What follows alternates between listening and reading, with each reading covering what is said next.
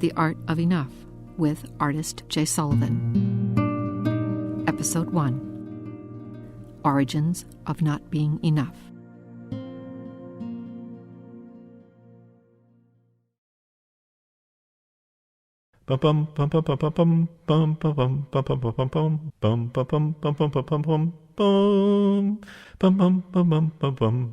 The man climbed over the mountain, the man climbed over the mountain, the man climbed over the mountain, and what do you think he saw? I was 4 years old when, on a family vacation, I jumped into the deep end from the diving board at the hotel pool. There was a big, blinding splash, flailing like swimming motions, and panic. The fear of going under kept me barely above the surface until I was able to grab on to the chrome handrails of the pool ladder. I dragged myself out onto the pool deck with the intent of heading back to the safety of my mother's chair. But over to my left, I heard an unseen voice. "Did you see that kid dive into the pool? That was amazing." It was amazing? Did I do something good? So what do you think he did?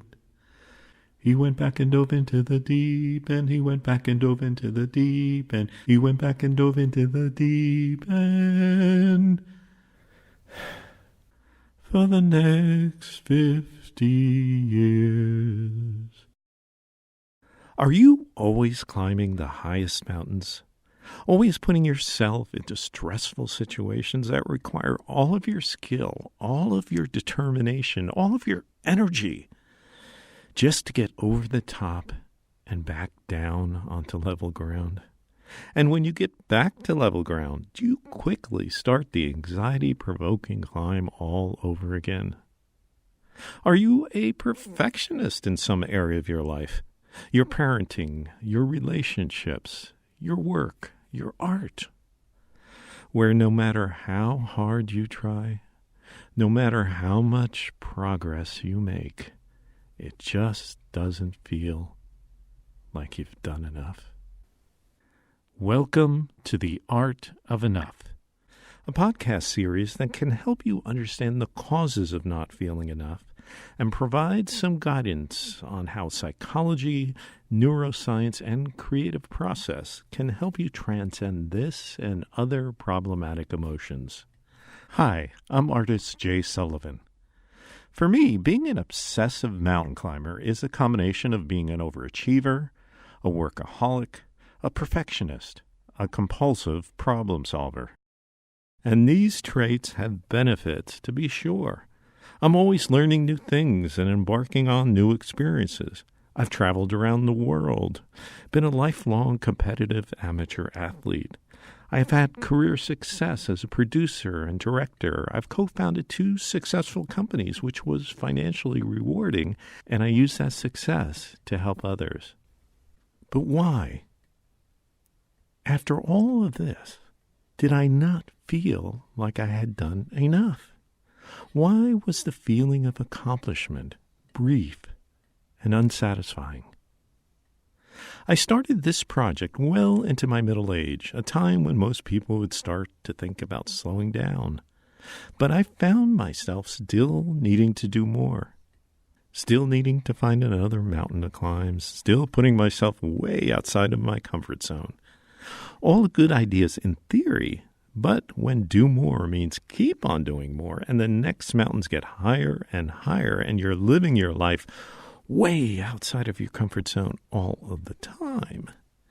You may think you're achieving great things, but you may not recognize that you're living your life in great stress. The Art of Enough is a personal, transformational art-making project. It's much like my previous projects where I use photography and video and self-portraiture in a psychologically driven art-making process to become aware of and then transcend some limiting pattern of emotion or behavior that I've identified. Specifically for this project, I created a series of photographic-based artworks and these podcasts as a way to understand why I am doing what I'm doing and doing and doing when I would really like to slow down and enjoy the moment, instead of always climbing the next large mountain. And it's worked. During this project, I've been able to dramatically slow down the pace of my life. I've reduced anxiety. And most importantly, I have learned to say no in situations where I automatically used to say yes. I can now say no to climbing more mountains. I can say no to putting myself way outside of my comfort zone. I can say no to solving the world's problems.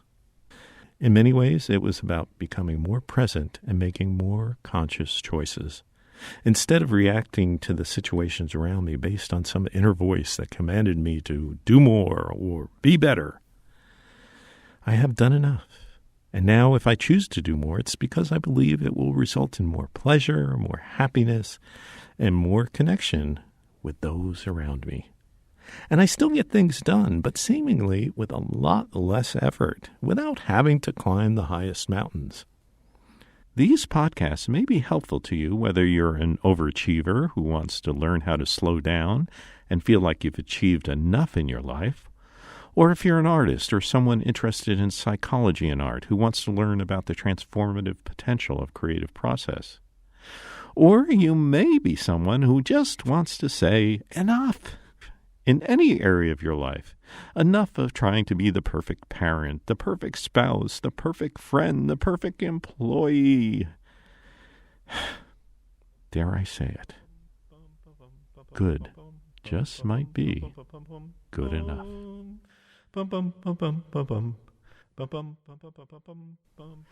So, if you're a compulsive mountain climber or overachiever like me, where does it come from? Where does it originate? It's different for everyone, of course, but as with many behavioral traits, it often starts in early childhood. 90% of our brain is developed within the first 5 years of our life. So, the experiences that we have in early childhood have a long-term impact on our beliefs and behavior. One of my childhood experiences that contributed to my addiction to climb the highest mountains first became clear while researching creative process for this project. It led me to a lecture hall in Palm Beach, Florida. I was at a talk about creative process given by documentary filmmaker Rick Burns. During the Q&A, the discussion got around to his much more famous brother, Ken. Ken created the series about the Civil War, baseball, Vietnam, all for the U.S. public broadcast system. Rick mentioned that he and his brother had a shitty upbringing. Their father was brilliant but mentally ill, and their mother died from cancer when they were both adolescents. Rick noted that he thought his brother Ken had spent his life trying to outrun all that, and channeled that energy into film after film after film. It should be noted that Ken Burns does not make the standard 90-minute or 2-hour documentaries. He makes series of documentaries, some lasting up to 18 hours. The Burns brothers' story struck a chord. My father was also brilliant but mentally ill. When I was about 4, he started to have violent psychotic episodes. He was dragged out of the house and taken to a psychiatric institution. After hearing about Ken Burns, I realized that I, too, have been running and doing, trying to outrun that past. I also realized that as a young child, I thought it was my fault that my father had to leave the home. And I have subconsciously been trying to do more, trying to be good, trying to be better, in the hope that it would make it all better again. It's well known in psychology circles that blaming oneself is common among children who have experienced a loss of a parent. Therapist Bob Szita has spent 30 years counseling individuals and families. He explains. It's almost universal that a child can believe that it's somehow their fault that a parent either dies or gets sick or leaves the family in some way.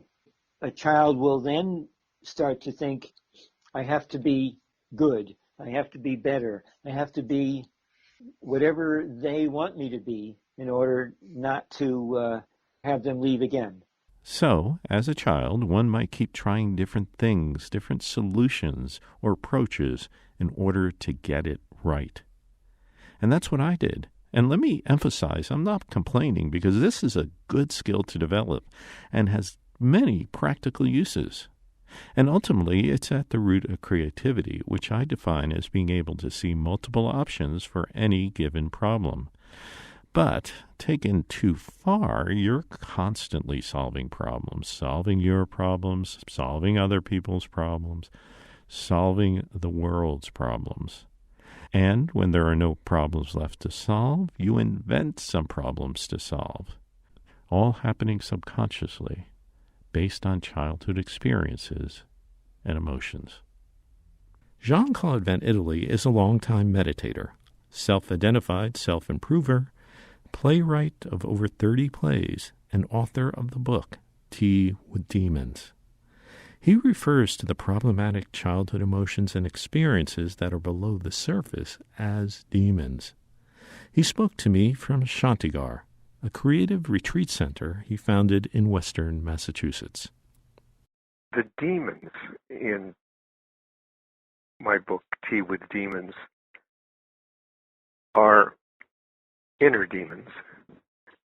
They are in the unconscious. I recognize them as being something that I learned in early childhood. I was born Jewish in Western Europe 4 years before the Nazis invaded Belgium, where I was living. That was my karma. That's what happened to me. So with my family, we fled Europe that was being bombed through France, through Spain, through Portugal. By great good luck, we came to America. But meanwhile, we were terrified. My parents never talked to me about it. They never said what was happening. How could you say that to a child who was 4 years old? But fear, the demon fear, was infused into me. I picked it up from the fear of my family. I think frequently demons are inherited, unacknowledged, from generation unto generation. The way in which your parents treat you when you're a child, the fear which they may instill in you, which they got from their parents, all unacknowledged demons. Many times we keep these subconscious, unacknowledged, anxiety-infused demons at bay by keeping busy. And hence, for many of us, this means being physically active in childhood and being an overachiever or workaholic in adulthood. Again, therapist Bob Szita. Activity often helps us avoid, ignore, or block the emotions. So children, for instance, soothe themselves by playing, by activity, by running, by doing sports, roughhousing. So adults do it by, working or keeping ourselves so occupied that those feelings don't float to the surface. Why not let these feelings stay below the surface? Why not let sleeping dogs lie? And as we've seen, there are benefits to being driven. Well, emotions control you subconsciously, and if you're not aware of how they are controlling you, then you can find yourself being whiplashed around by old, emotionally charged memories. Again, Bob Szita. The anxiety that we felt as children, I'm going to say the original anxiety or the original traumatic experiences, we often forget about them consciously, but the feeling remains. Leaves lingering feelings within us that can be stirred up later. So even as an adult, rationally doing things that are using good judgment, we can be thrown back to a childhood feeling in an instant. And when you get thrown back into those childhood feelings, you may respond as the child instead of the adult you are now. And these feelings and beliefs get reinforced as time goes on, and the demons become more and more a driver of your personality and behaviors. Again, Jean Claude Itallie. If you ignore your demons, they just get stronger and louder. Ignoring them gives them power. If you don't see that they're there, they take over. They're an illness. They're a cancer, if you like. If you don't pay attention to it, if you don't pay attention when you have a little illness, you'll get a bigger illness. And just as there is science to explain why cancer becomes a worse illness if you ignore it, there is science to explain why the demons become a bigger psychological and emotional illness if you ignore them. In my case, the onset of my father's bipolar disorder was traumatic for me. I developed behaviors with the thought that these behaviors would prevent my father from leaving again, mostly resulting in my addiction to climbing the highest mountains. I got rewarded for my addiction, and this is how the illness gets bigger. I was rewarded by my parents and by society for being the good boy, for doing more than people expected of me. I was rewarded emotionally and psychologically, but I was also rewarded biologically. Dr. John Arden, psychologist and author or co-author of 13 books on psychotherapy and neuroscience, explains how experiences that are initially pleasurable, like climbing the highest mountains, can over time change our brains and become addictions. He spoke to me from his home outside of Santa Fe, New Mexico. There are these pleasure centers in your brain that involve many different neurotransmitters and areas that kind of register it. And one neurotransmitter in particular is called dopamine. And there are these whole bunch of different types of dopamine receptors. There are the dopamine D1 receptors, this heavy driven, gotta do it, and then you get this surge and this big drop off. And the other one that gives you the far more complicated, nuancy, creative, subtleties, ambiguities, we can call that the D2 receptor. And so the moderated effort seems to hit the D2 receptors much more. And so if you can moderate your excitement or your interest in your novelty, and you can hit these D2 receptors that grow, and in many ways it accentuates your ability to see all the various shades of gray and all the variations, which is, of course, more creative. Interestingly, for people that are addicted to certain types of behaviors, they don't necessarily have to be drug behaviors, but they can be anything, gambling, whatever. They have a tendency to hit the D1 receptors and shrink the D2 receptors. Recovery actually is expanding the D2 receptors. And what does that mean? Well, that means expanding your number of potential opportunities for subtle and unique experience, which means you can't have the accelerator down to the floorboard.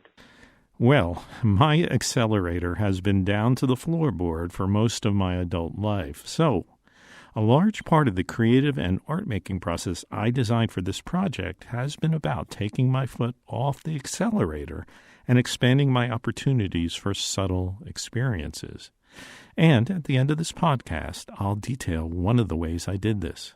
The goal has been to grow the D2 receptors so they can attract the feel-good chemical dopamine and shrink the D1 receptors so they get less dopamine. This decreases my attraction to intense experiences and increases my attraction to subtle experiences, putting my brain into some sort of balance.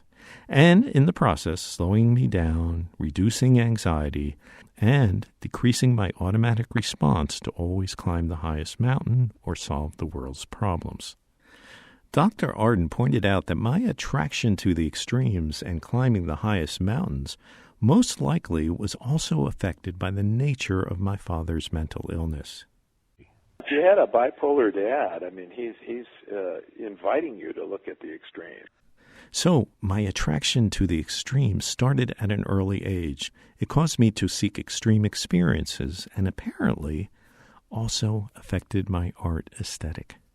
One of the famous painters around here is Fritz Scholder. He was a student of Francis Bacon, so his art looks very much like that. It's very macabre, and it's got to grab you at that visceral level, and rather than much more sort of complex subtleties. And we're kind of talking about the difference between that. So if you have a piece of art in your house that's sort of a Francis Bacon or Fritz Scholder, it's kind of a little disturbing and grabs you.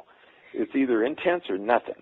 Versus, wow, this is much more complex. Look at these variations here, and if I can use another painter, maybe Paul Klee, And so, in many ways, we're talking about the difference between black and white and many variations, many complexities. That explained a lot. My art has been described as going right to the core or grabs a hold and doesn't let me go.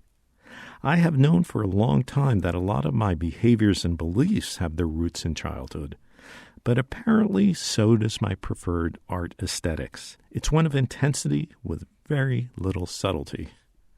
So, in this slowing down, in having more subtle experiences, I would expect the quality of my art to change, the aesthetics.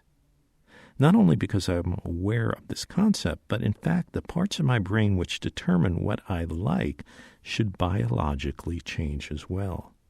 I should start to like more complex work with more subtle variations because my brain will have been rewired to release dopamine to receptors that reward me for subtle experiences.